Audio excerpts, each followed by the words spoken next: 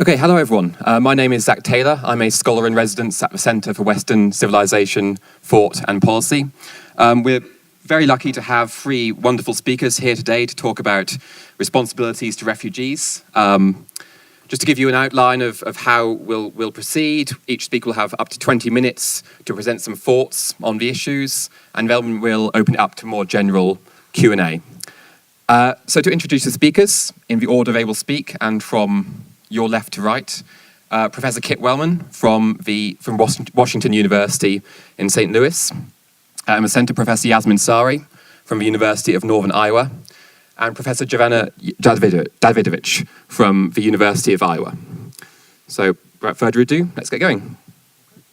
Thank you very much for the kind invitation, and I'm thrilled to have the opportunity to speak here on this important topic. I'm going to start off with three premises, which you may or may not find controversial. I think they're not very controversial. But the first is that the status quo is morally indefensible. The second is that wealthy states like the United States have demanding and stringent duties to help solve the refugee crisis. And the third, pardon me? Yes. I am? Okay. Do you want me to start over? No. Okay. And the third is that individuals like those of us in this room who are constituents of wealthy countries like the United States also have duties to help either institutionally or interactionally. And let me say a bit about each of these three premises. So the first that is that the status quo is a moral abomination. And nothing super fancy here. It's just the idea that there is so much extreme and avoidable suffering. And there are so many people who can and should do more than help and could do so without sacrificing anything too great. And so that's why I think I know of nobody who defends anything like the status quo. So just about every other day, I'm asked to review book proposals on immigration or refugees, things like this. And recently, a press approached me, and there were all these different viewpoints on the refugee crisis and how to respond. And one of the reviewers, not I, but one of the reviewers objected that there wasn't more diversity. And the press got back to me and said, well, what about this? Should we press them on this? And I said, you're just not going to find a name brand theorist who defends anything like the status quo, right? And to the extent that there's diversity about how to help, or how we're required to help, or how we might best help. But I don't know anybody who thinks that we don't need to help and we shouldn't be doing more to help. And so the second premise is that wealthy countries like the United States have demanding and stringent duties to help.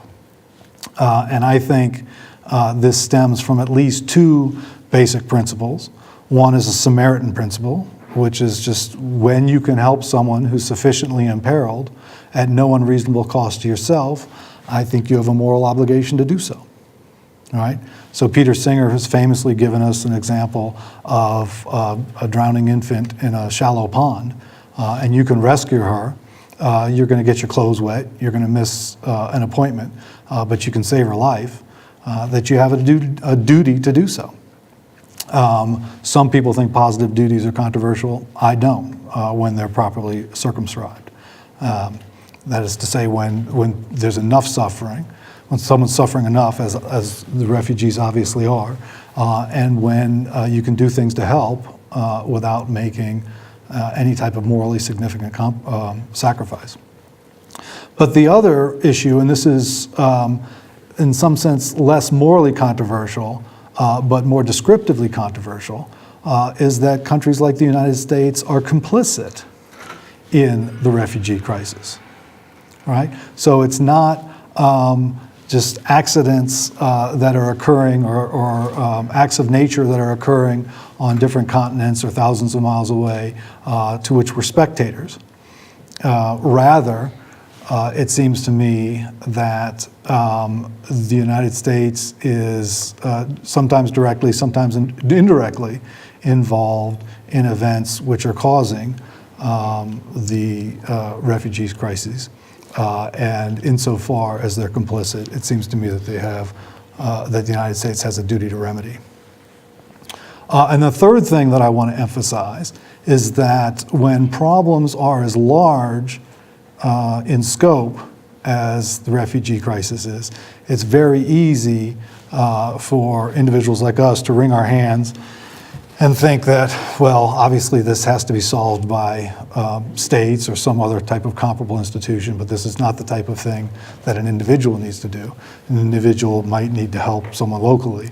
But I don't think that's true, right? Because these institutions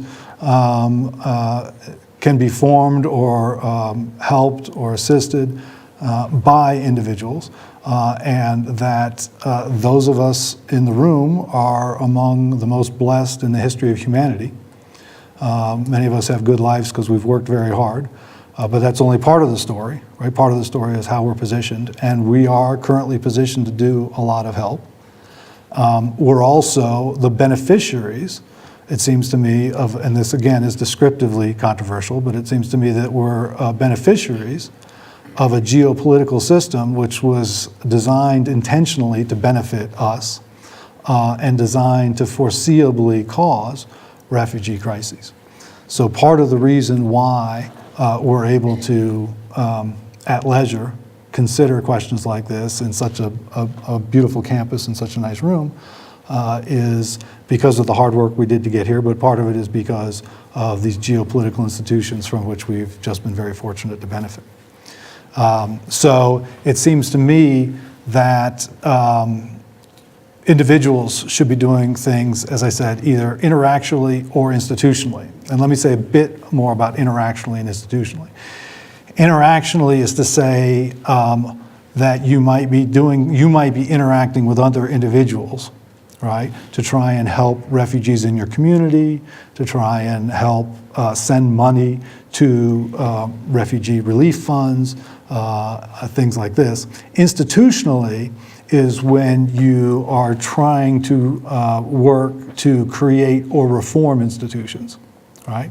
And obviously the people best posed to do this are world business and government leaders, but those of us in the room can write and petition and lobby for these things. And we can tell our leaders that these matters are morally pressing and that it's a concern of ours, right?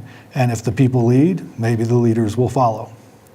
So, given those assumptions, you would think that I might be able to come out with some very precise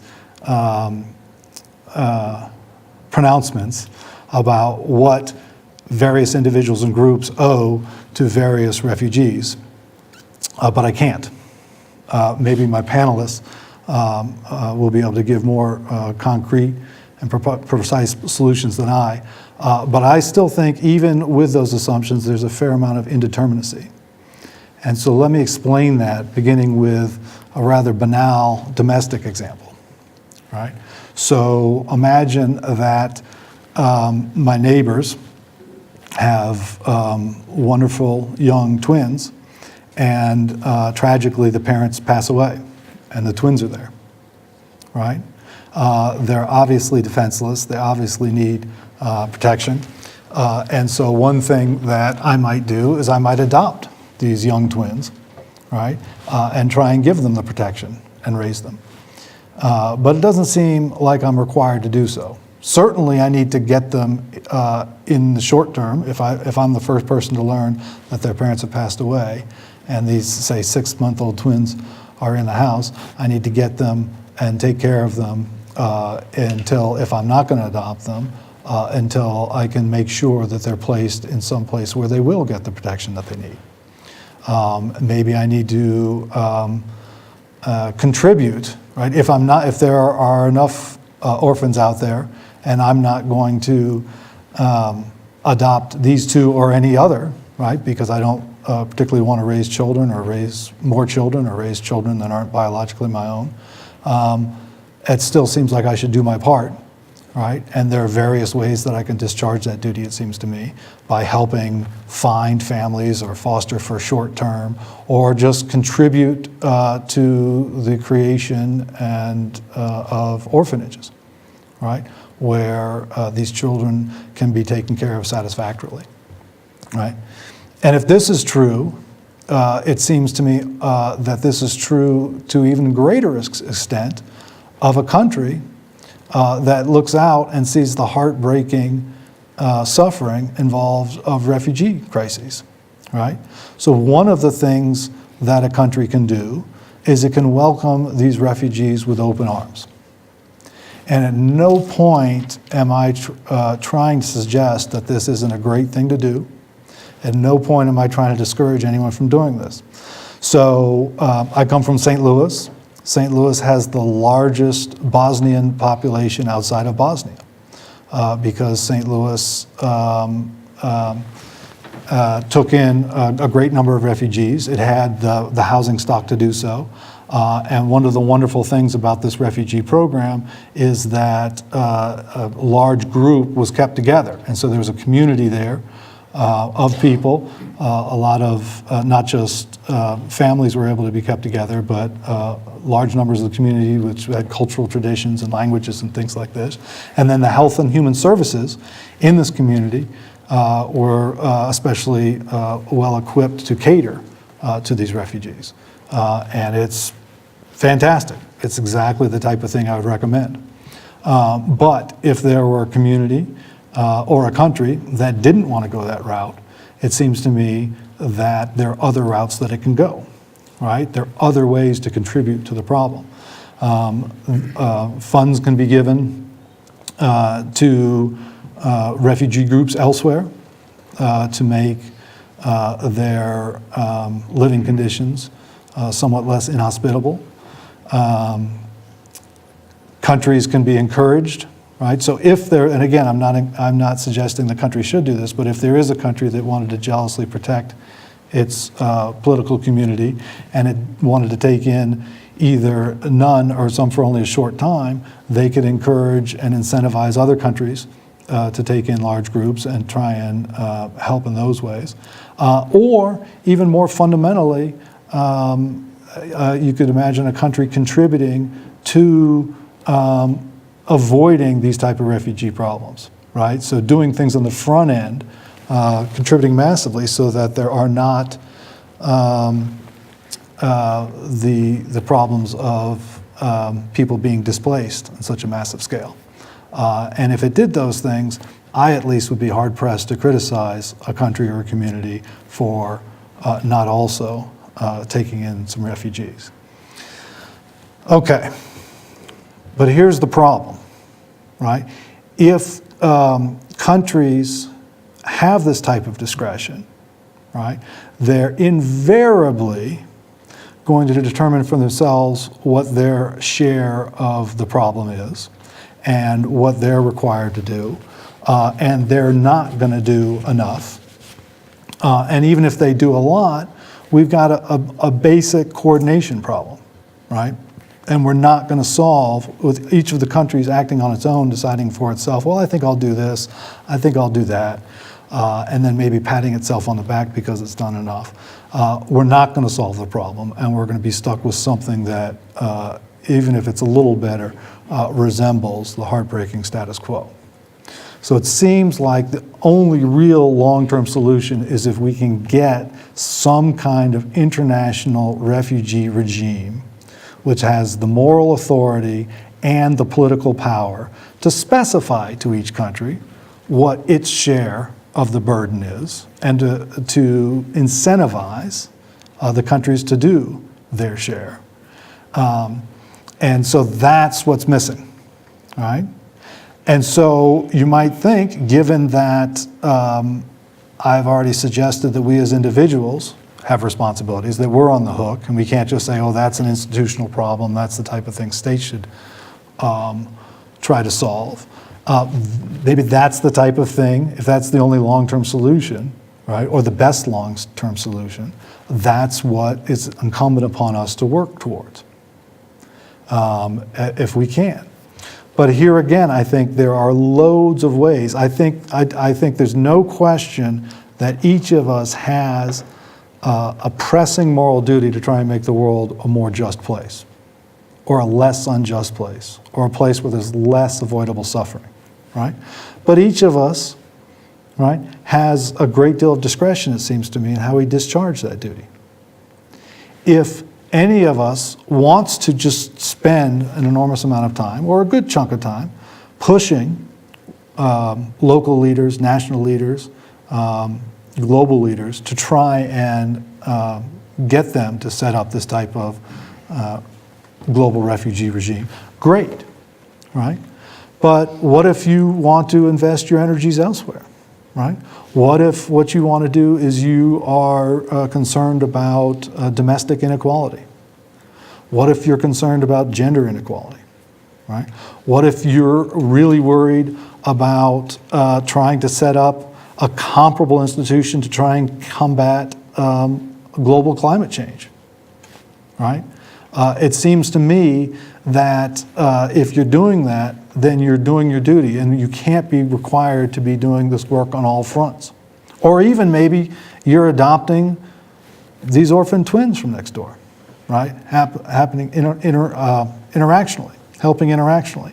So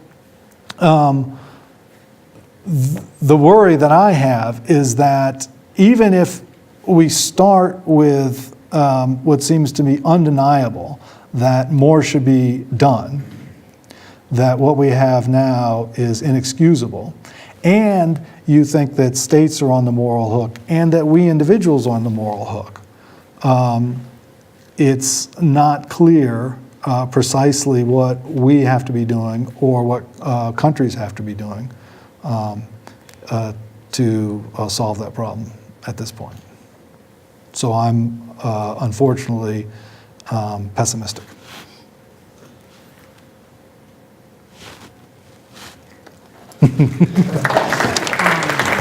I'll actually just get up and do the little photos and stuff, pictures,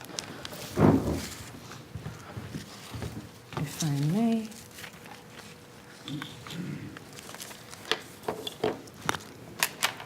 Oops.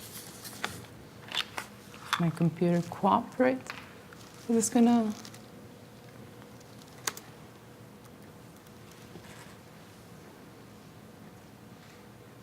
Oh, yeah, perfect.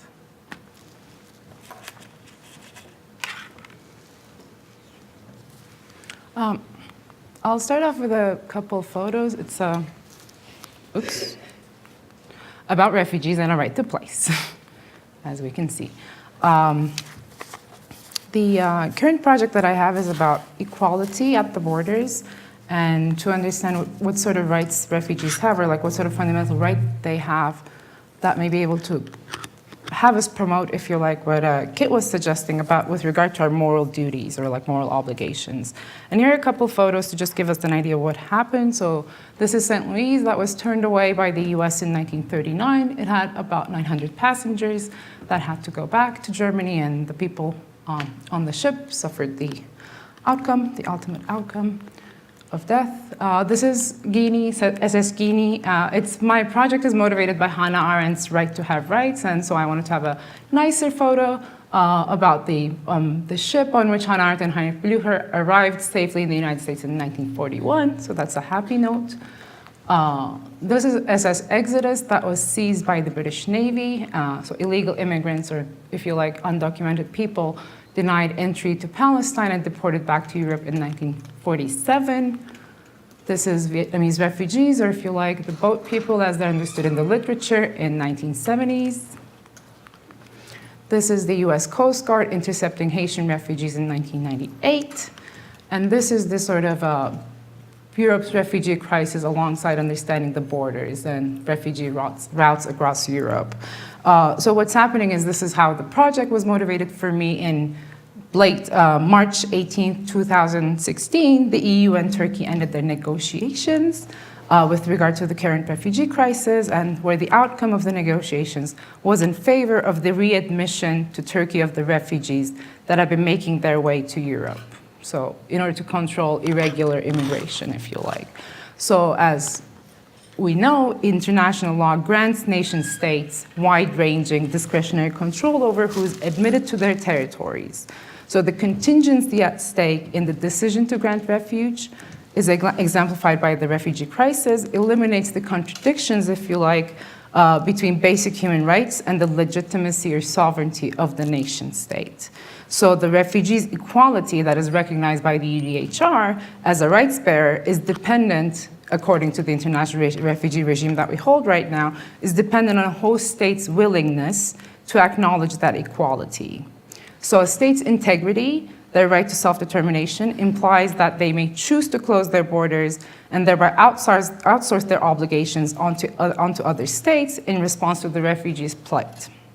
The crisis then calls into question the coherence, if you like, of our normative frameworks for dealing with human rights shortfalls, especially when fundamental human rights to life and security are taken into account. So recall Article 3 of the Declaration: everyone has the right to life, liberty, and security of the person.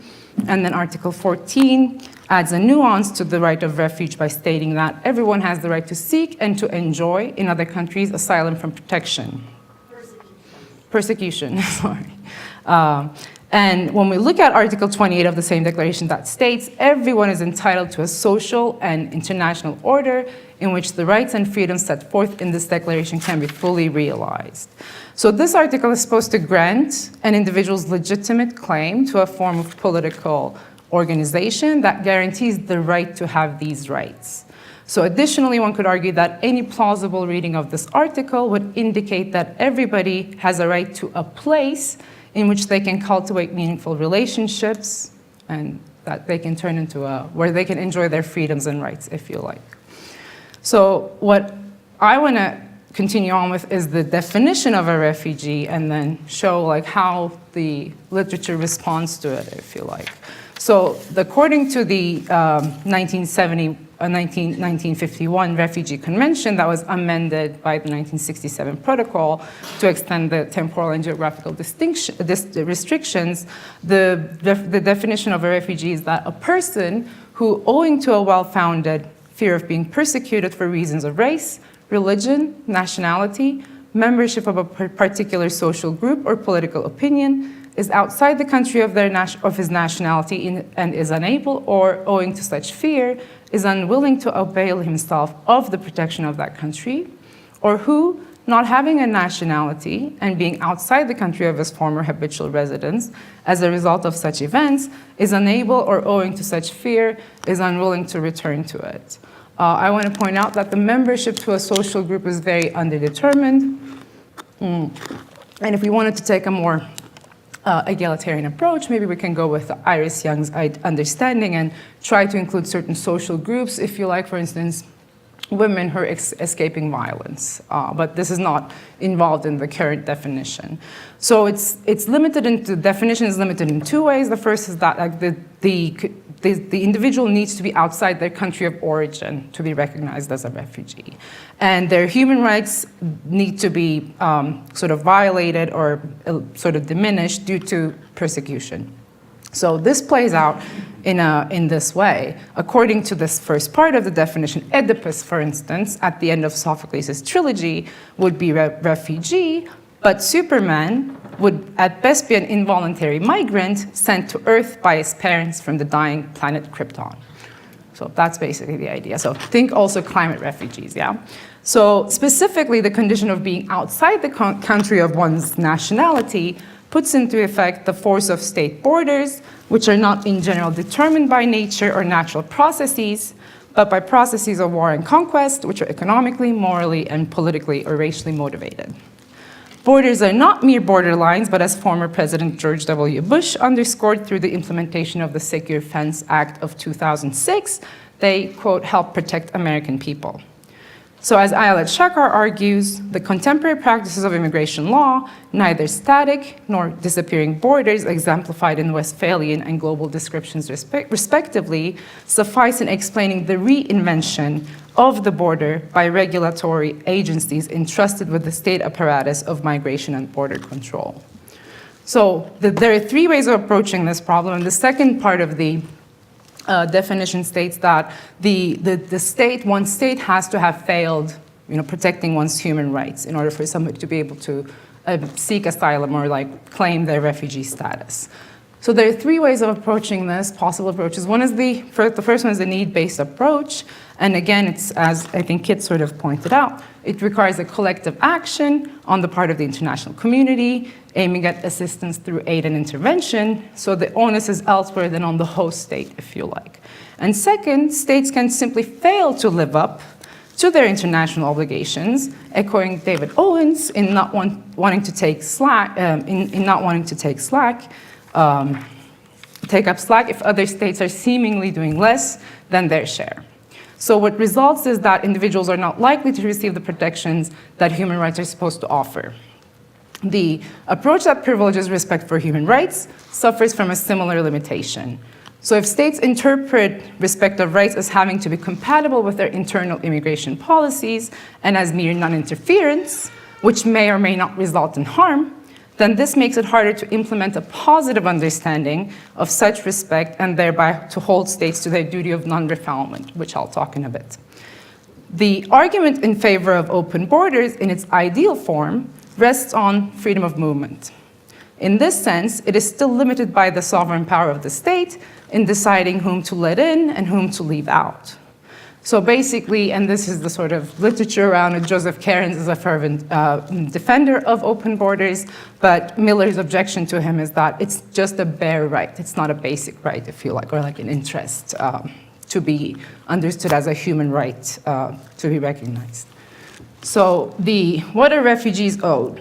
So currently, and we'll come to this, currently refugees have a right to migrate to another country, but then what? International law places two demands upon receiving states here, the duty of non-refoulement and the need to find durable solutions. So durable solutions such as local integration, voluntary repatriation, and resettlement.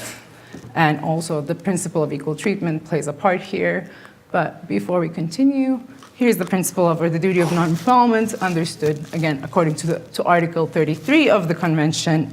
No contracting state shall expel or return refugee in any manner whatsoever to the frontiers of territories where his life or freedom would be threatened on account of his race, religion, nationality, membership of a particular social group, or political opinion. So simply put, the duty of non-refoulement places an obligation on states to not return the asylum claimant to their country of origin where they're in danger of facing persecution. But every state has the discretionary power to lay out their own adjudicative processes in assessing the status of the refugee. So in other words, every state has the power to determine whether the asylum seeker should be granted asylum or not.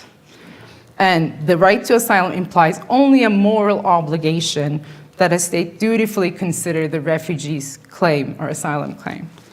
The state is then expected to act in accordance with their duty to respect the asylum, but respect in this instance does not necessarily entail admitting the refugee.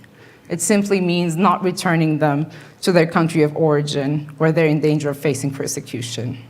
So such respect, as we have seen, can happen via outsourcing responsibilities, as has been practiced in different ways throughout history, including the case of recent EU-Turkey negotiations. So instead of responding to the refugee's right to asylum by granting asylum, a state can outsource such obligation onto states, and the refugee is thereby not returned to their country of origin, but sent to another country considered a safe third country. And here, we sort of face the problem of regress, if you like. The refugee can end up back where they started.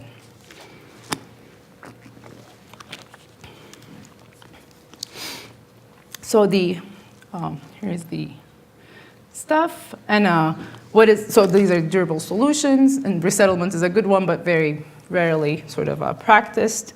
What's interesting is that the emphasis on where the refugee is of utmost importance for a discussion of their claim to equality. So the refugee is someone who's outside their recognized territorial space in which they should have had basic human rights insofar as they were recognized as equal citizens. The refugee is, by virtue of their extraterritoriality, no longer within the space where they counted or should have counted as equals. So they're in a perfect limbo with regard to their equality. So it is for this reason that the principle of non-refoulement holds sway at the border.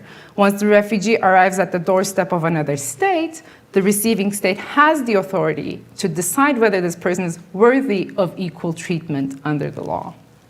Here, equal treatment initially entails a fair adjudicative process afforded to the individual requesting entry and benefiting from the principle of non-refoulement. Ideally, it would entail the acceptance of such request, although outsourcing means that this may not happen in practice. As Coherence suggests about the refugee, quote, her physical presence creates a degree of moral responsibility that did not previously exist. So the arrival of the refugees implicates us directly and immediately in their fate, end quote. This statement brings to focus not only the spatial and performative dimensions of recognition, and the recognition, if you like, of our duty to treat the other as an equal, but also to recognize our duty to recognize the other's right to place, which would afford them meaningful future possibilities. So, about equality, the principle of equal treatment. There are three ways of understanding it. So one of them is legal, or if you like, political, but political I'll talk about political in a different sense. So this is equality before the law and equal protection under the law. Most of the time, equal say or like equal participation or participatory power. Moral equality, as understood as equal dignity, equal moral worth.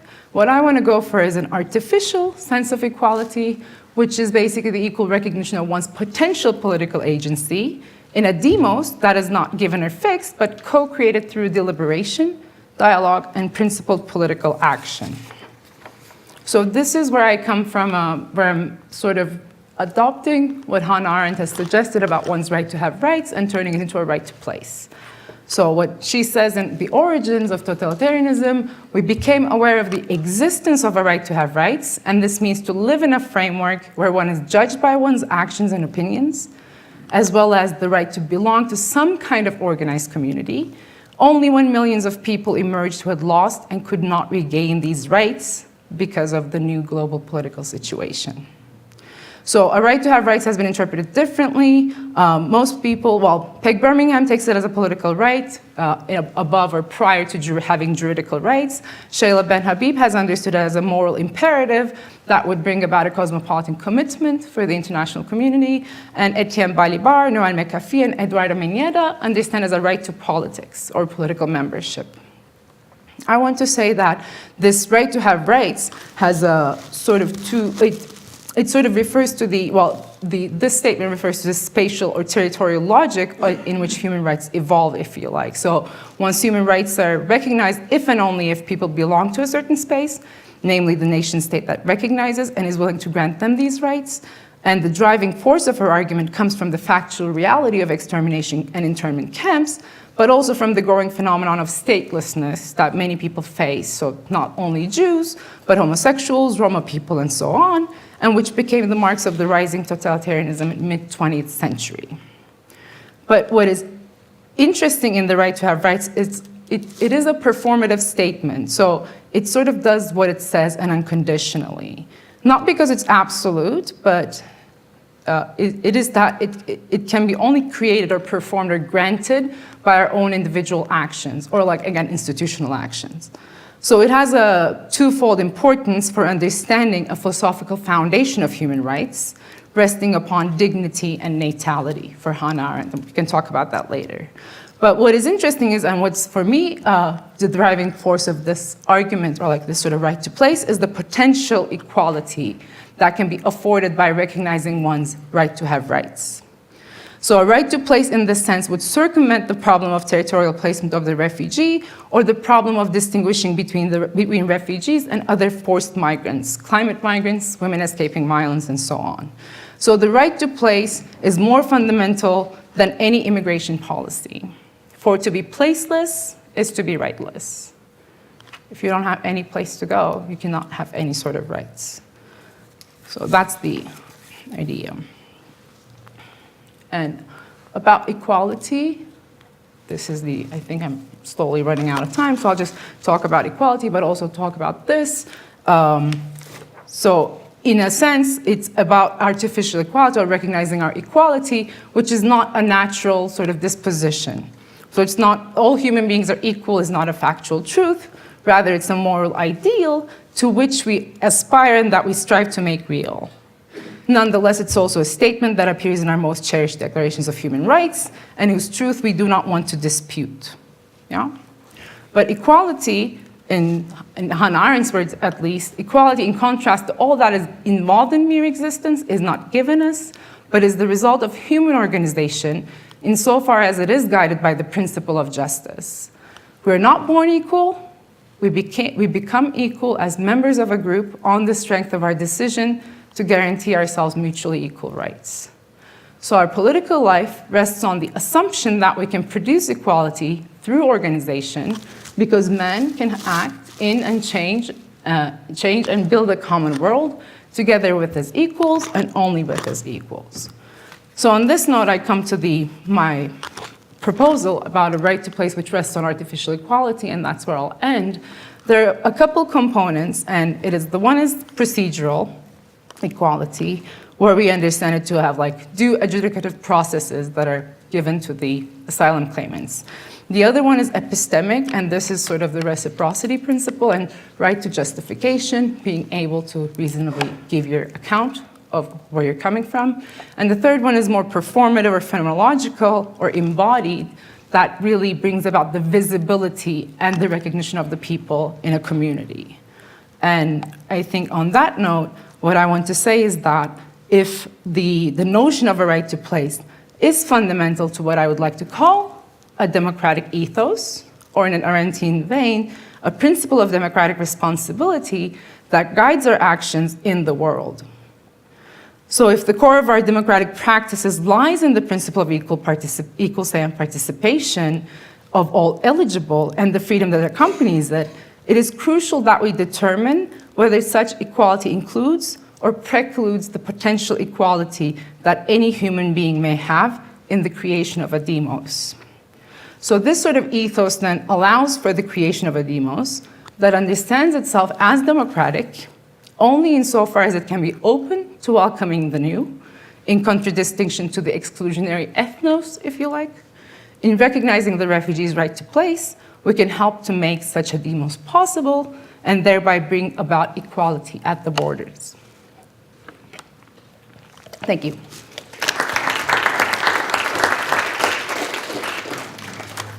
Okay, so can you hear me? Yeah. Okay. So most of sort of my interest is not so much on the duty to help refugees, which a lot of the literature on refugees is focused on. Do I have a duty? Does the state have a duty to help? I want to argue, and I have argued, that most of the really interesting questions are about duty to remedy. So between 15 years ago and today, we have gone up from 6 people a minute being displaced, and this includes both internally displaced and refugees. So we've gone from 6 people a minute being displaced to 24. And a lot of that increase has been as a result of armed conflict. And so traditionally, the focus of literature on refugees has been, do I have a duty to help? To what extent do I have that duty? But duty to help is not super stringent, as Kit pointed out. It's sort of hard to figure out when I should be helping, who I should be helping. Yes, I should be helping people who are less fortunate, but when and whom? The duty to remedy comes from the duty not to harm. That's something I should be doing all the time, right? And partly it's because it's not so hard. I'm not harming you now, and I'm not harming you now, and I'm not harming anybody in this room right now. And so when we do harm people, the resulting duty to remedy that harm, when it was unjustifiable, is pretty stringent. It's not the same as just the duty to help some kid who's drowning or duty to help somebody who's starving overseas. So most of my sort of focus on thinking about issues of refugees has been on what are our responsibilities towards refugees from armed conflicts. And in some of my earlier work, I looked at what are our responsibilities towards refugees that come from wars that we're fighting which are unjust. And that's, I think, pretty straightforward, and I'm not going to spend too much time talking about that. Obviously, if I'm fighting a war that's unjust, if I punch you for bad reasons, I have a duty to remedy that. The really interesting question is, do we still have any duties towards refugees that wars that we fight produce, but the wars that we're fighting are just? So maybe we have a good reason we're going to this war. And my answer is yes. And one of the main reasons I'm going to be saying that we do have duties to refugees, to the refugees of armed conflicts that are just, that we're fighting, is going to be because displacement, collateral displacement in war has been greatly ignored. And if we take it into consideration, then if we still want to use all the same military strategies that we use today, we need to have systematic remedial processes, refugee camps, that are well-staffed and well provided for to be able to fight our wars well. So traditionally, both law of armed conflict and just war theory completely ignore so-called collateral displacement. And by the way, this is the just war theory is one of these places where philosophy and practice come really together. Practitioners pay attention to philosophers when it comes to military ethics, and philosophers pay attention to what military practitioners have to say. So it's not surprising that the traditional philosophical accounts of just war are very similar to the way law governs armed conflict. And so both in law and in just war theory, traditional just war theory, collateral displacement is completely ignored. Deliberate displacement, people care about. That's called ethnic cleansing. If I deliberately drive out thousands of people because of their membership in a group, that's prohibited. But when we ask ourselves, should we, for example, care about people being displaced collaterally? Let's say I'm throwing a bomb. I know 100 people are no longer going to be able to live in that area. I'm going to displace them. We don't consider that in our analysis. So, for example, the Law of War Manual, which is the manual that our military force uses to make all of their decisions about fighting in war, and it's the manual that they utilize to, for example, come up with rules of engagement when they decide on a particular strategy. This Law of War Manual is a synthesis of all the laws that apply to our military forces when they go into conflict. So this Law of War Manual was written whenever, 1970s. It hasn't been renewed until 2 years ago. And it is a 1,200-page document. In all of these 1,200 pages, which are primarily about protecting civilians, there are rules that try to tell us about what we can and cannot do collaterally to civilians. There's not a single instance of talking about collateral displacement. So you might ask yourself, why is this the case? And the best I can do is sort of guess at why this is the case. And the two most plausible, I think, reasons why collateral displacement is ignored are either people think it's not significant enough of a harm, right? So we care about killing civilians, that's a significant harm. We care about destroying infrastructure, bridges and hospitals, that seems like a significant harm. But so one possible reason why collateral displacement might be ignored in analysis of, or in Law of War Manual is because people might think it's not significant enough. And I'm going to argue that should be ignored. Another possible reason why it might be ignored is that people might think it's really hard to quantify.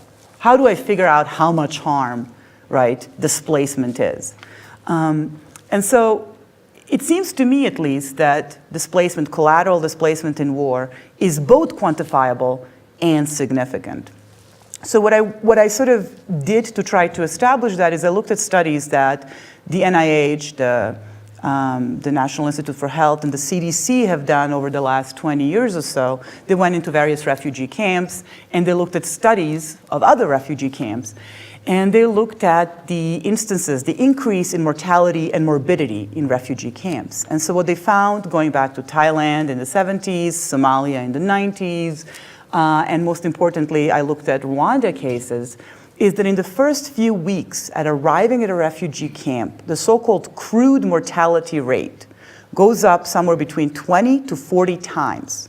So the crude mortality rate is the number of people who die per day per 10,000. And for example, in Rwanda, the peacetime crude mortality rate was 0.5. So half a person, that's sort of a weird way of saying it, but half a person died per 10,000 a day. In refugee camps, surrounding the Rwandan conflict, the numbers were more like 34 to 54. A refugee camp in Den Zaire had a crude mortality rate of 34 to 54 people a day. So that's an increase. Per 10,000, correct. So that's a 60 to 100 times higher rate of people dying as a result of being a refugee. So that strikes me both as significant harm, but probably more importantly, it's quantifiable harm, right? So I know if I displace X number of people and I have not provided refugee camps that are well-staffed and well provided for, that there's going to be 10, 15, 20 extra people dying as a result of that. And so one of the reasons we ought to, I think, care about this collateral displacement in war is exactly because it is translatable in a quantifiable way into higher numbers of people dying. And furthermore, and I think this is the most important aspect of this, is we already care about this sort of stuff. So when we look at collateral damage, we look at two things. We look at how many people are we going to kill or maim, and we look at property, right? We look at property damage as a matter of legal fact. Now, why do we care about property damage? Why do we care about destroying hospitals, destroying infrastructure? It is not the case that we care about hospitals and bridges because people might be there. That's already accounted for. When I'm counting how many people I'm going to kill, I first look at how many people are in the area. That's already accounted for. I also care about if I'm going to destroy hospitals and infrastructure. The reason is, I think, pretty obvious. If you destroy a hospital, there's going to be an increase in mortality rates in the area. This is something that provides people sort of their basic rights. So the reasoning that we have for caring about collateral property damage, I think, translates perfectly into why we ought to care about collateral displacement. It is because it is, in a near proximate way, results in increases, quantifiable increases in mortality and morbidity as well, but mortality most importantly for our case. Okay, so if that's the case, if we do think the displacement is a significant harm that can be quantifiable, then we probably, I think, need to take it into consideration when we try to figure out how we ought to fight wars. So traditionally, when we are trying to assess whether a certain military strategy is permissible, two of the things, among others, two of the things that we look at are so-called proportionality and necessity. So proportionality asks, is this military aim that I'm after, I'm sort of have some military advantage in mind. Maybe I'm going to destroy an ammunitions cache of my enemy, right? Is this military advantage, the destruction of the military ammunitions cache, right? Enemies, ammunitions cache, is it proportionate to, let's say, 5 civilians? We can never target civilians as a matter of law and morality, but on most traditional accounts as a matter of law as well, we can foreseeably but unintentionally kill civilians. That's collateral damage, right? So one of the things we look at is proportionality. So let's say, imagine a circumstance in which I'm doing a traditional analysis of proportionality. I'm a military strategist, and I'm looking at trying to get control of an ammunitions cache. And I decide that this is a really important military advantage. These are weapons that are my enemy is going to use to kill a bunch of people. And I think to myself, okay, I see that there's 10 people in the region, and I'm likely, foreseeably but unintentionally, going to kill those 10 people. And I think to myself, I think this is proportionate. I've looked at other past instances, and we've talked this through, and I've decided that killing 10 civilians is proportionate to the military advantage I'm seeking. Let's say that at the same time, if there was 20 people, I would think it's disproportionate. If I'm correct, the displacement matters because it's translatable into human lives. Then if you were to displace 2,500 people, for example, after 2 days, that translates into 10 deaths. If you use about 40 times increase in mortality in poorly staffed refugee camps. So it seems then that if you take me seriously and you do think collateral displacement matters, then there are going to be cases where something that's traditionally proportionate is no longer proportionate. But if I staff refugee camps in the region, my sort of breadth of strategies I can utilize to fight the war remains the same. The exact same argument can be given if you look at the necessity analysis in Just War theory. So similarly, when we ask ourselves, is a particular military strategy or action in war permissible, we also look at necessity. So if you have 5 alternatives, you have 5 ways to get to the other side of the river, let's say. That's your military sort of aim. You always ask yourself which one will cause the least harm. and you ought to take that one, right? So if alternative A will risk the death of 2 of your combatants and 10 civilians, but alternative B will risk 2 of your combatants but only 5 civilians, then you ought to take, as a matter of morality and law again, you have to take alternative B. Once again, if you take my displacement, collateral displacement seriously, there might be cases that when you take that into consideration, the first alternative becomes more relevant. So why does all of this matter? All of this matters because even in cases, so if we do accept that in unjust wars we have responsibility for the refugees we produce, and it's a stringent responsibility, then if you buy my argument here, then even when we fight just wars, we have really stringent reasons to staff refugee camps, at a minimum, staff and provide refugee camps in the region. Both good reasons that are prudential reasons, so we can keep our military strategies as open as possible, but also stringent moral reasons because they arise out of the duty to remedy the harm we're causing rather than the duty to help. And that's me.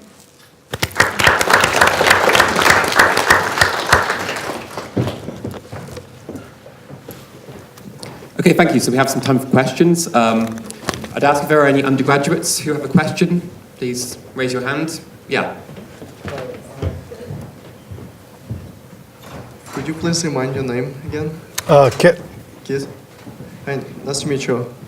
So my question is, you talked a little about how we can push the government, like the force government, to solve global issues.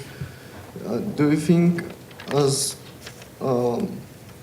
people like citizens of United States are able to force US government to put more effort in solving a crisis in Syria? So individually, no. Collectively, yes, right? So it's hard not to feel impotent in the face of such large institutions. And so the institutional duties, the way I conceive of them, aren't to in fact change, right? But to conscientiously work to change, right? So you can imagine an early abolitionist in the antebellum South trying to abolish slavery. I would think that I would say similar things about her, right? Which is it her responsibility to get the government to abolish slavery? No, right? That's putting too much on the individual. But she's got to help either interactually or institutionally, right? Interactionally, she might be dedicating time and or resources to the Underground Railroad. Or institutionally, she's got to be conscientiously trying to raise consciousness, exert pressure on politicians and things like this. Certainly, collectively, we can make change.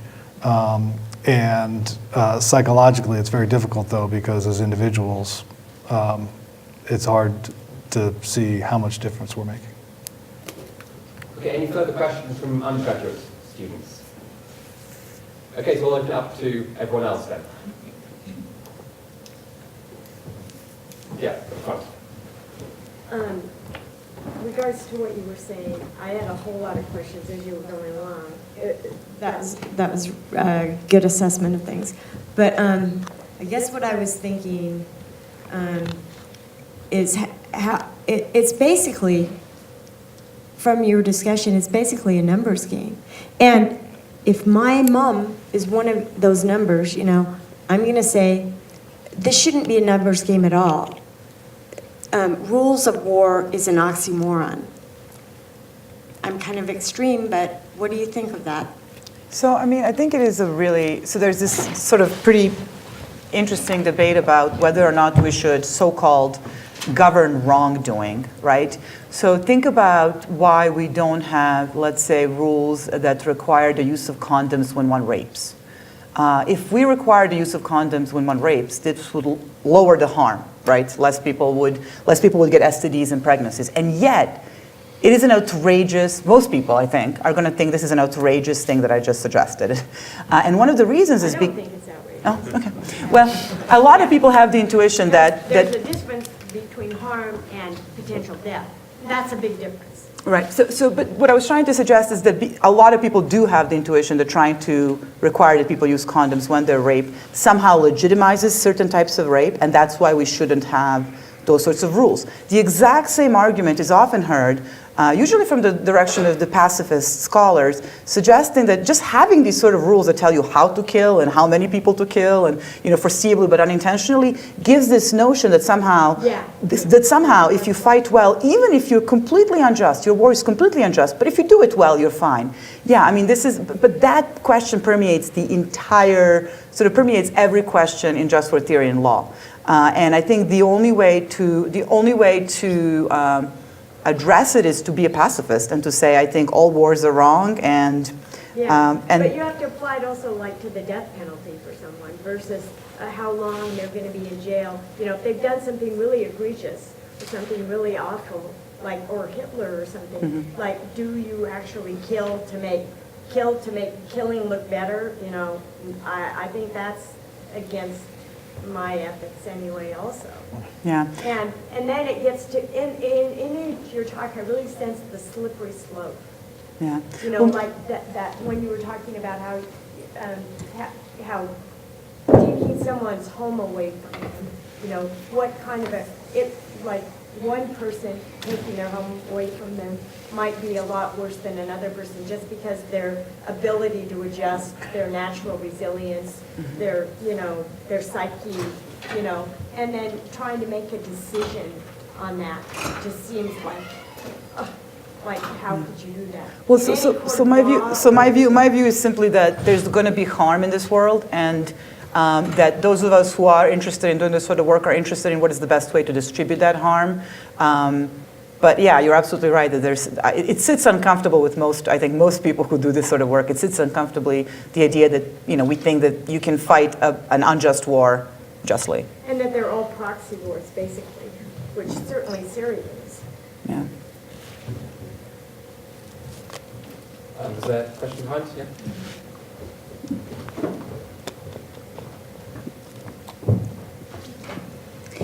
I've heard some reports and done some reading about the fact that a lot of these people who are displaced, especially if there are civil wars in their countries or unrest of any kind, they do not want to be taken across to the other side of the world. They want to be housed or neighbored close by, so when their country becomes sane again, they will be able to re-enter. So how does that factor into this discussion of sending these people in the right amounts to the right countries when they really want to be able to return to their own?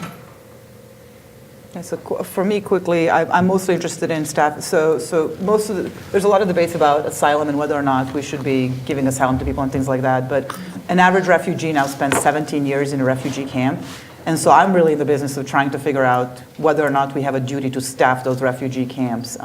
So I think for me, this would be a little bit of a less of an issue because I don't have too much to say about asylum. I think you guys have much more to say about that.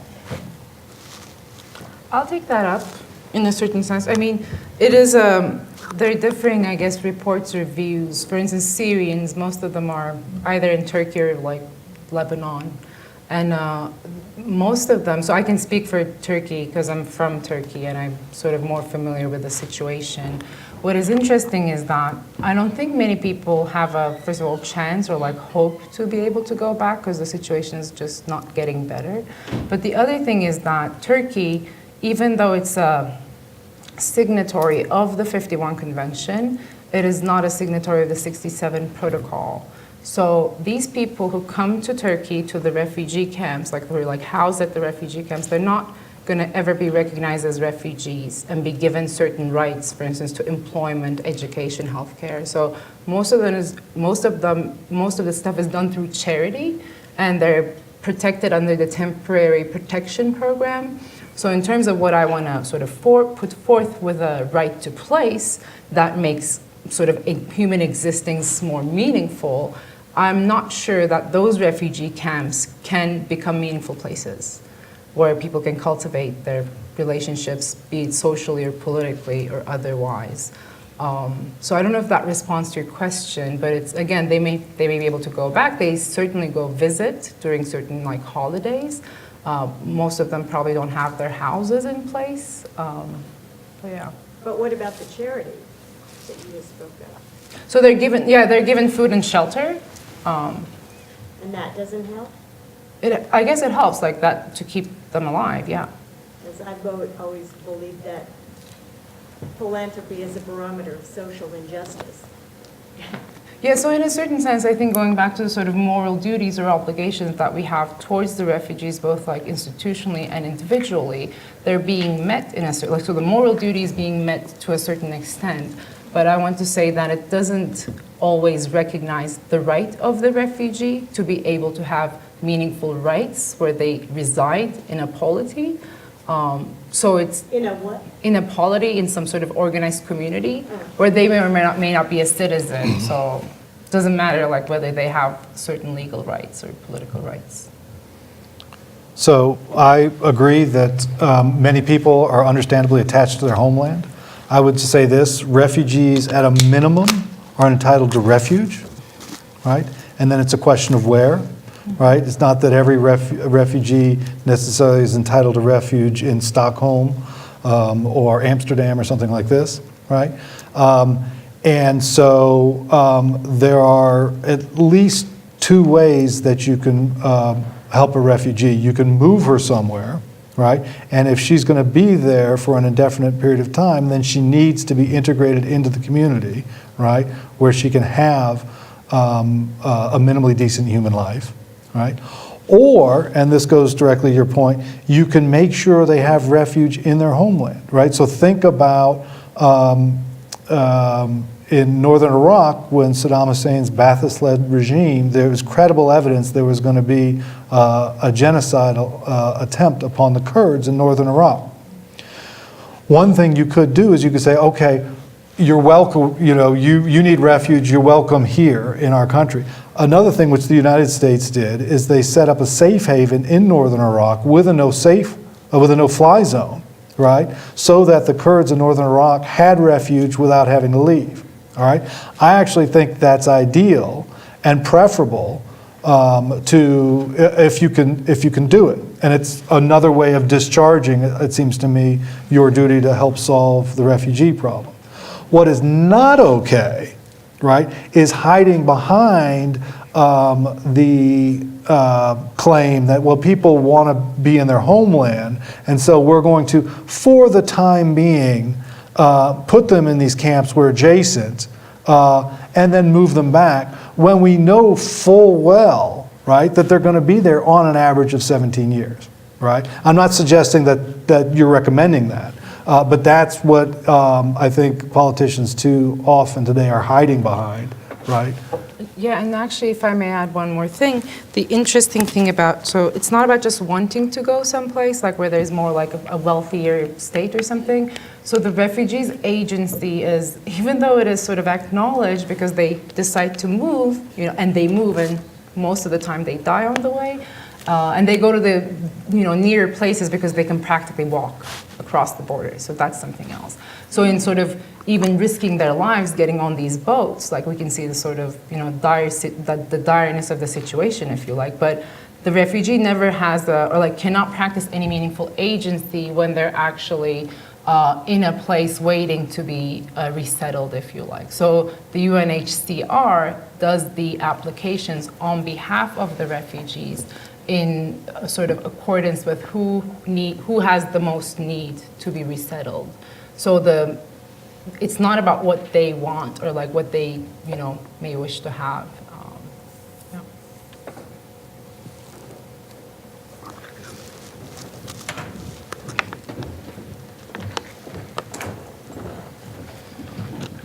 I had a comment and then a question, if I may. Can you hear me okay? I was thinking a little over 20 years ago here in Boulder, my first career as a social worker, and we actually had a refugee assistance program that was federally funded with matching state dollars and county dollars. And I was just thinking, it's all gone, and what a change it is. But my question for the panelists is this: so who is driving this bus? Is it the United Nations? Who's all in a room to represent the world to have this discussion? Anyone? Are you asking who is, as a matter of fact, or who we think ought to? Either or both. So, I mean, I guess one big point that I'm trying to make is that I think as a numbers game, a vast majority of our responsibilities to refugees are responsibilities that come from the harm we've caused. And so if I'm right about that, if I'm right, not all, but if I'm right that a lot of our questions about what we owe to whom are filled out by figuring out whom we've caused the harm to, then it's going to be very straightforward. The answer is going to be whoever caused the harm. So if you causally contributed, and morally responsibly and causally contributed to an increase in the number of refugees, then you're responsible. If you're asking who should enforce that, which is probably partly what you're asking, yeah, that is a difficult question. I think this kit is right here to say that I think that that should be both an institutional question and a personal question. So personal in the sense that we should all be in the business of telling our government that when our government causes displacement, it ought to, as a matter of legitimacy, provide for the people whom it has displaced. And then, probably like everything works internationally, a lot of sort of pressure and shaming. It doesn't work by putting countries and people in prison. It works by shaming each other. And so, yeah, I guess individuals in a country and neighbors and our sort of the people who we have diplomatic ties with shaming us into doing what we ought to do. There is no legal enforcement again. So even with the duty of non-refoulement, you can find ways to outsource your obligations, or help, or like send aid if you like, and intervene at the place. So for in terms of the Syrian crisis, it was EU had because the EU members had their own practices, and EU together decided to send back the irregular immigrants to Turkey. And sort of not have them, come to Europe. So I'll take a shot at this. Who does drive the bus? Disproportionately the United Nations is wealthy countries, none more than the United States. So to give you an example, Ivana talked about the masses of people, displaced people in camps in Rwanda who died, right, in disproportionate numbers. So many people believe that the genocide in Rwanda was relatively easily avoidable, and that the Clinton administration not only refused to call it a genocide or an impending genocide when there was ample evidence that it was, but put pressure on the UN not to call it a genocide because that would trigger, by law, a number of steps that needed to be taken. Now, why was Clinton so worried about this? Because Clinton had gone in and tried to help in Somalia. If you've ever read Black Hawk Down or seen the movie or things like this was supposed to be an easy mission, right? Somalia, we're told we're going to go in, we're going to do a world of good, right, and get out. And the helicopter goes down, American soldiers are taken, they're burned, they're paraded through the streets, the penis is cut off and put in the soldier's mouth, right? And there's video of this, and there's enormous political damage to Clinton, right? Because he was trying to do what he thought was the right thing, and then he gets political blowback. So then he's that much more reticent to be, for us even to use words that make it incumbent for his administration to do things, right?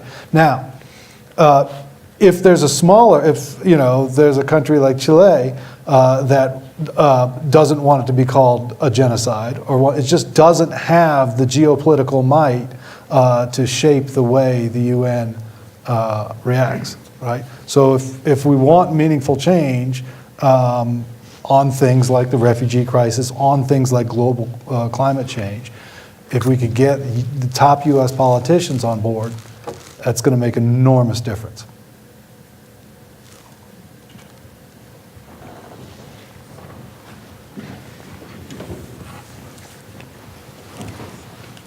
I'm interested in her question as well about who's driving the ship, but I guess like I'm wondering more so about like when it comes to what I've learned in my classes of this like impending doom that we're going to face due to like mass migration from climate change. In which case, like, is it just the countries that have emitted the most carbon emissions, or like when it comes to climate change, particularly I've learned in like Southeast Asia, right, and like Bangladesh and India, who's like when huge mass migration comes, whose responsibility? Will it change, or will it still just be the U.S.? I think that so my sort of model is not as helpful there, because what's pretty, I think, about my model in war is that it's really the responsibility between the causing of the harm and the death that happens in a refugee camp 2 days later because of lack of resources is proximate. You know, I don't think that my model works for like refugees 100 days later or 200 days later. Too many other things happen. Different sort of the harm that comes to refugees much later on is sort of mediated by other sort of causes. So I don't think we can look to, if we're going to use my sort of model to try to point the finger, I don't think we can be looking at actual producers of carbon dioxide. What we can look at, or whatever, greenhouse gases, what we can look at is rules that are being implemented and supported by individual countries or groups of countries that actually permit permit either the usage of, whatever, the pollution and things like that. So I think we shouldn't be focusing on individual harmers, so to speak, but the rules that permit those types of harm. Yeah, and I think when people's like islands sink and when they're like literally placeless, I think anywhere they can get to, they'll have this claim to be able to be admitted. So. Yeah, and it seems to me by any metric, whether it's ability to help these climate refugees or complicity in causing the climate change or whatever other plausible standard you're going to use, the United States is front row and center in terms of having the moral responsibility to take the lead in helping these people who, through no fault of their own, find their homeland literally being submerged in water.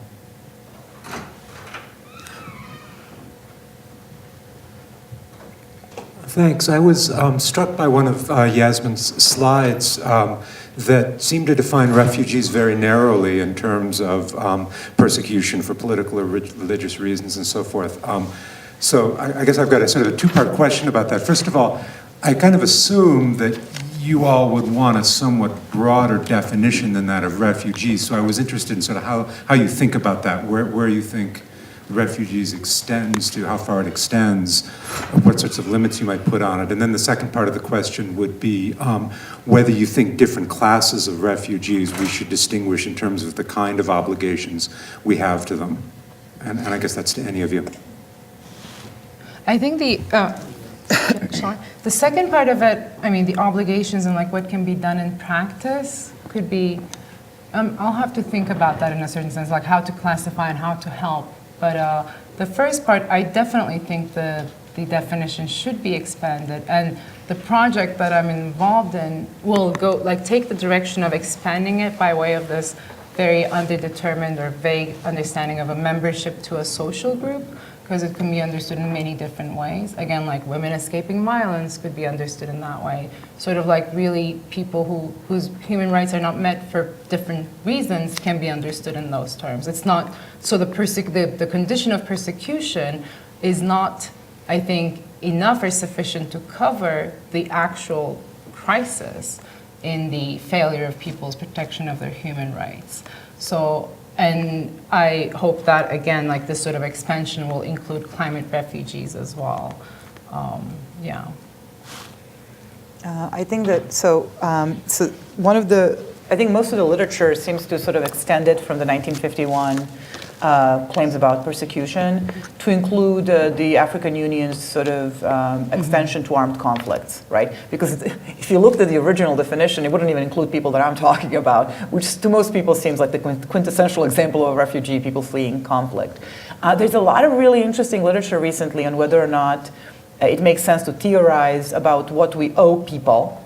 That would include people who are traditional refugees, so persecution, armed conflict, but also people who we commonly think of as economic migrants. There's a scholar called Kieran Oberman who extends it to say that, look, it doesn't matter whether you're fleeing extreme poverty where you're going to die from starvation, or somebody's going to kill you for your political beliefs, or there's an armed conflict and there are bullets flying everywhere. What matters is how much harm is going to come to you, and how much I can provide. So he says when people come to a hospital, we don't ask them, did you break your arm because somebody broke it? Or did you, is somebody responsible for your breaking of the arm, or did you trip and fall? We look at who's most emergent, how many beds we have available in doctors, and we help the people who are in most pain, that at any number of beds we have.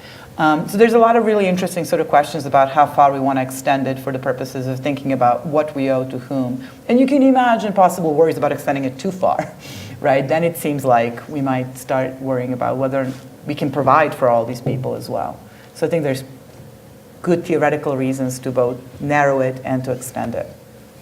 Yeah, it's not unanimous that it should be expanded, but the prevailing view is that the legal definition of refugee is artificially limited. And the skeptics' view is that what countries figured out, well, what are our obligations going to be on the back end?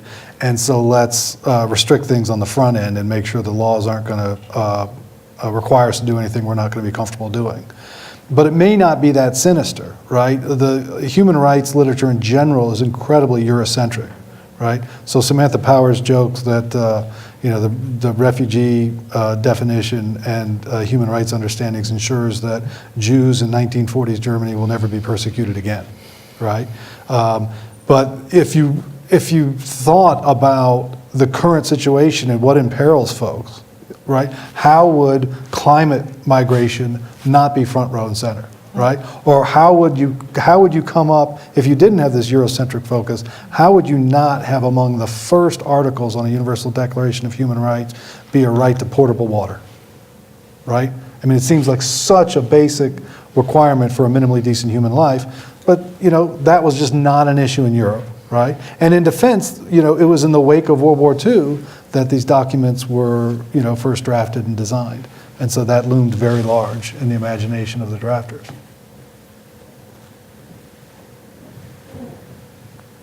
I was wondering about the timing of the harm and what you thought of that. If there's a long-term suffering that's resulting from something versus the instantaneous obliteration of someone.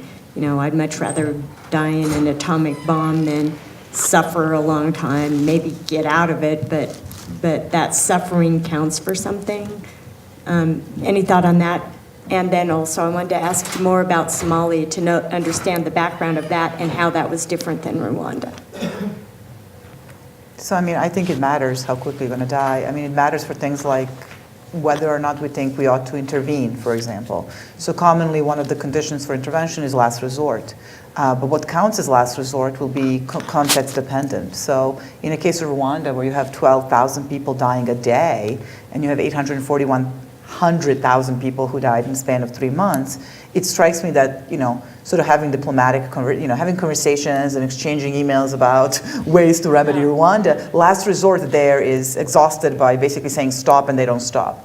But in cases, I think, like Kosovo, where we had about 2,000 people who died in the span of a year, I think there's more space. So you still need to sort of use the diplomatic resources, but there's more space for Decision, strategy. There's more space for negotiating, and therefore what counts as last resort is going to be different. So I think the short answer is I do think that the speed at which people are dying greatly affects what our responsibilities are. I don't have anything fancy to say. It's just a human. I just don't know about Somalia. Right. A general idea of the political things behind it versus. Right. So I don't know the details. My sense is it was supposed to be a limited. Clinton was advised it was going to be a limited, easy Samaritan mission. Right. What was going on there? So it was basically a stateless environment with warlords, right? And there were people. There wasn't there wasn't political stability, right? People were starving to death en masse, and there were there were warlords who were fighting, and couldn't even get Just food to people. spontaneous warlords or? So I don't know the historical background, why it disintegrated and why it's been so intractable. But maybe my panelists know more than I. I know quite a bit about Rwanda, Somalia, not so Yeah. much. But I'm sure Rwanda is something. Rwanda is an interesting situation because it was relatively stable and then disintegrated so quickly. And we're talking about machetes being distributed and knowing about these machetes being distributed and being able. We're not talking about people with anti-aircraft missiles or things like that. We're talking about going in and just confiscating the machetes and things like that and being unwilling to do so. So it seems in hindsight, it's always easy to say how a battle should be waged or not waged. But it seems to most or many observers that was something that's an intervention that could have been relatively easy and costless and could have saved an enormous number of lives. That's what Clinton thought about Somalia, right? And that went off the rails. And so Clinton was not, this is speculative on my part, but was not psychologically receptive. Burned on that. Yeah, exactly. Yeah, it's all of us. The saying is the general is always prepared to fight the war she's just fought. But that's true of all of us, right? We have a relationship, it goes sour, and then the next relationship, I'm not going to do that again, and then we make some other mistake, right? Because we were so vigilant to the mistake we made in the last relationship. I just remember hearing years and years ago at the World Affairs Conference, of how people were upset with Clinton about that.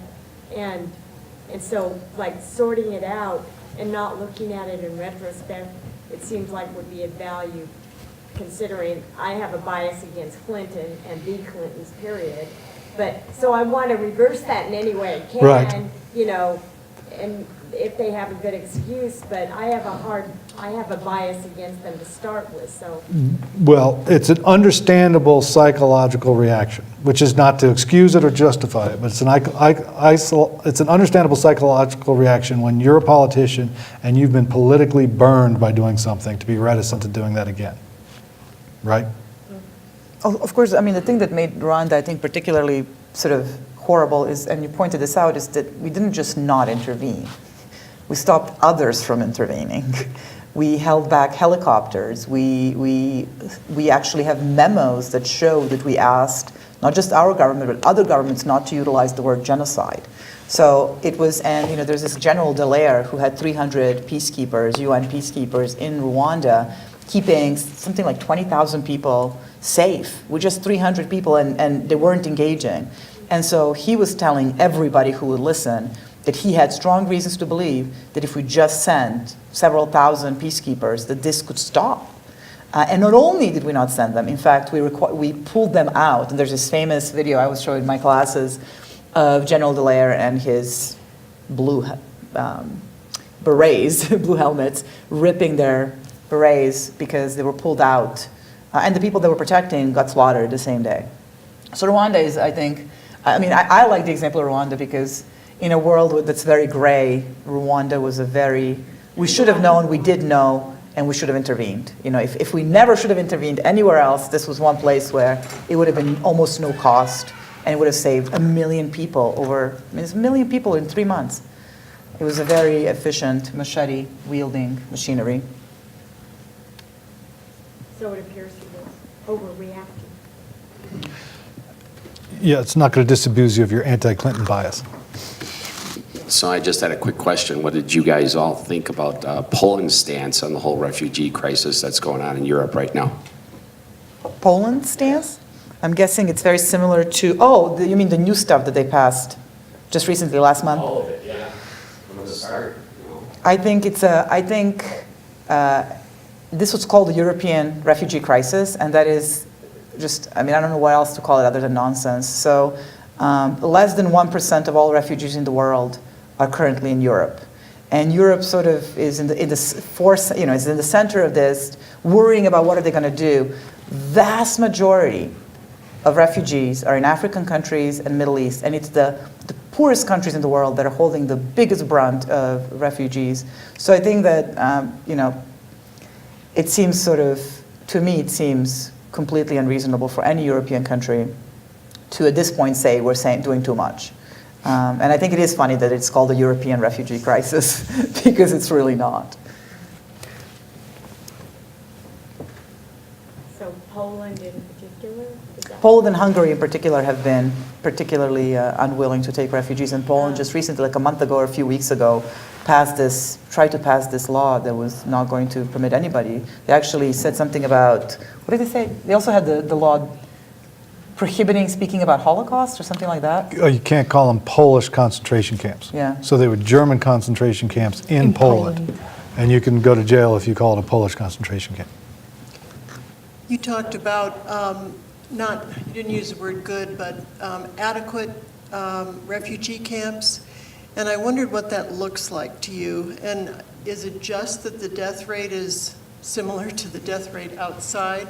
Or what does that look like? I mean, to me, that's. I mean, at this point, even if we did that, that would be doing a lot. Vast majority of people died. So in the Ngozi camp outside of Rwanda, vast majority of people that died in those first few weeks, when it was 100 times the crude mortality rate, died from ARIs, acute respiratory infections, diarrheal disease, and malarial illness.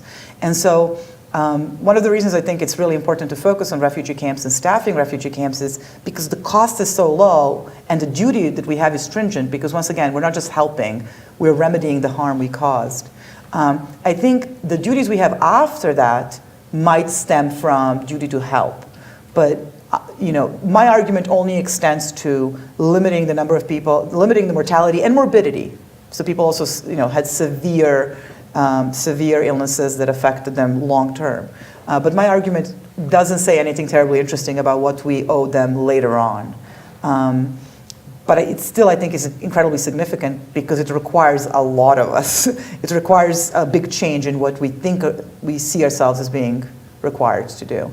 But in particular, we need to staff refugee camps in the areas where we're fighting wars with doctors and with, provide medicine and food, which at this point we don't. That's why people die in refugee camps. They don't die in refugee camps because this does not include people who are shot and then they made it to the refugee camp. These are acute respiratory infections, malarial disease, and diarrheal disease, all of which are very easily prevented.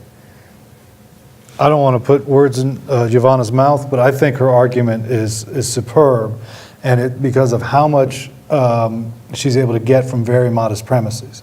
She's not saying, right, displacement only, the only thing that matters about displacement is mortality and morbidity, right? What she is saying is everybody agrees when you do these proportionality calculi that we should take into consideration mortality and morbidity. Well, if that's true, then I'll just focus on these very minimal assumptions and show you that displacement is a huge issue in terms of mortality and morbidity, and it's been an enormous oversight when we have no mention of this in the ethics of war, right? So she's not committed to saying, if you're not dying or sick, I don't care about your displacement, right? She's just saying, okay, I'll take these very minimal premises and show you that we need to dramatically revise the way we think about the ethics of war. Well, retrospectively, that helps because people don't have money. We don't have enough money to do war. So we shouldn't be. It does. You're absolutely right. It increases the cost. It's not efficient. It increases the cost of going to war. If you think about, And it'll change policy. yeah, but so think about it this way. Usually we say that going to war is not just if we don't have a reasonable chance of success. So Costa Rica doesn't have a standing military. So we usually think that countries that don't have standing militaries shouldn't be going to wars they can't win because you're going to kill civilians and you're going to lose your own soldiers. And if you know you can't win it, Right. don't do it. And but you're right. If we accept my argument, the cost of going to war goes up, and so we might in some cases also have effects on whether or not we should go to war at all. Yeah. Yeah. Cool. Good argument. I have a question.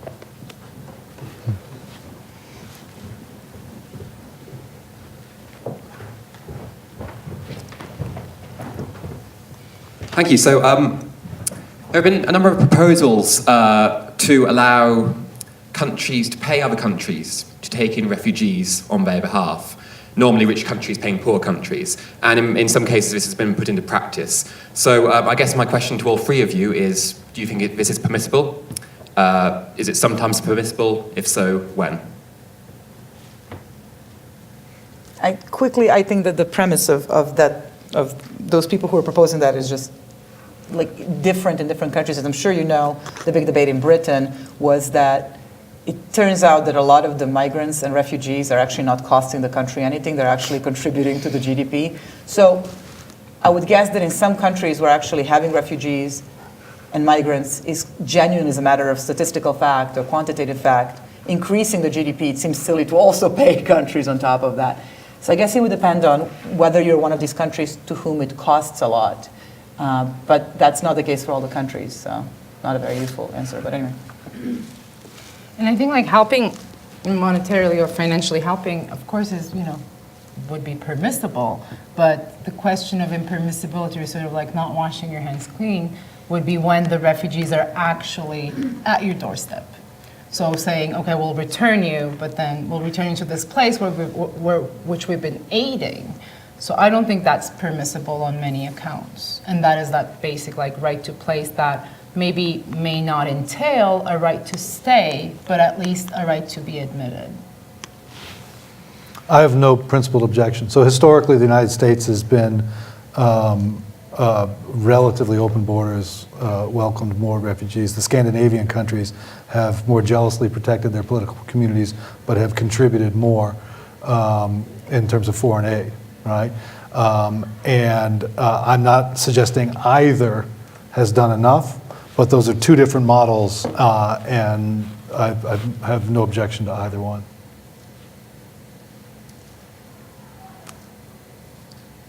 So if there are no final questions, I believe there should be some snacks outside now, so we can continue with discussion then. But please join me in thanking our speakers.